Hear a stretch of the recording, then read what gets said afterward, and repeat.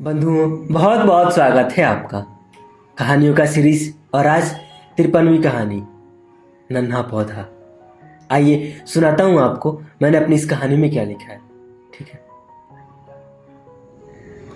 शौक चाहे जो हो, पूरा तो होकर रहता है।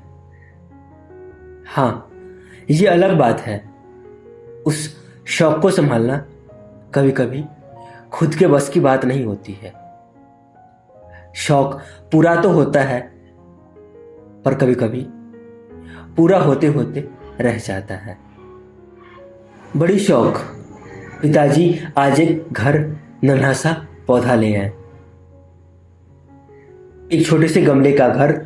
उस गमले को एक सोसाइटी में रखा गया, बागीचे के सोसाइटी में, जहां उस जैसे कई पौधे थे, पर वो नन्हा पौधा सबसे अलग। क्यों? क्योंकि उसकी एक खास बात थी। पता है क्या? उसमें हर दिन एक नए तरह के खूबसूरत फूल खिलते हैं।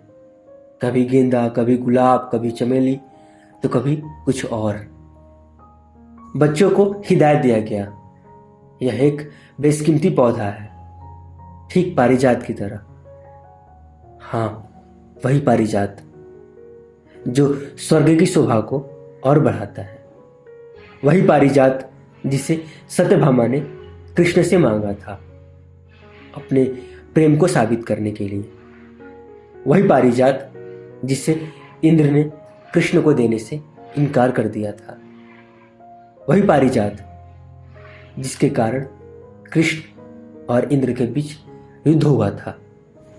खैर, उस नन्हे पौधे की रखवाली घर के बच्चों के हाथ सौंपी गई, इस बात के साथ कि बच्चे घर आई नई चीज का ख्याल बहुत ही सलीके से करते हैं, बिल्कुल ही समय पर। हर बार बड़े सही हो ऐसा जरूरी तो नहीं।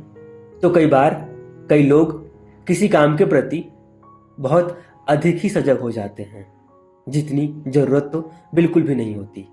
बच्चों ने बहुत ही अच्छे से उस नन्हे पौधे का ख्याल रखा। मतलब समय पर पानी देना, उस पर पड़े धूलों को साफ करना, कीड़े जानवरों से बचाकर रखना। इन सबों से जितना बन पाया उन्होंने भरपूर मदद किया उस पौधे का बड़ा होने के लिए। कुछ महीने बीते, पर शायद बच्चों का उस पौधे का ख्याल रखना पिताजी को पसंद नहीं आया। एक शाम पिताजी बहुत तेज चीख कर बोले। बागीचे से वो नन्हा पौधा गायब हो गया। घर के सभी लोग इकट्ठे हुए, बच्चे भी। पिताजी ने उन बच्चों से पूछा, वो नन्हा पौधा? एक बच्चे ने घर के अंदर से वो नन्हा पौधा ले आया। वो नन्हा पौधा मुरझाकर पूरा ही सूख गया था। पिताजी ने डांटकर कहा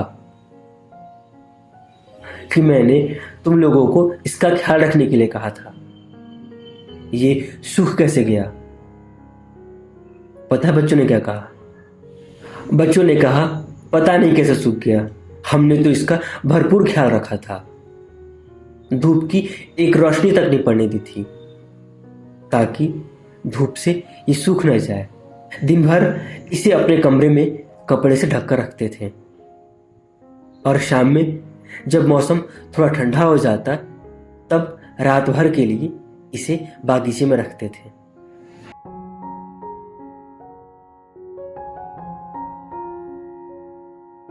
कहानी हो गई पूरी।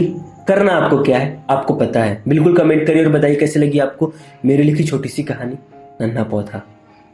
आप लोगों ने कुछ समझा? बस बात यही है कि शौक आपका है तो इसका ख्याल आप ही रखेंगे। इसकी जिम्मेदारी सिर्फ और सिर्फ आपकी है।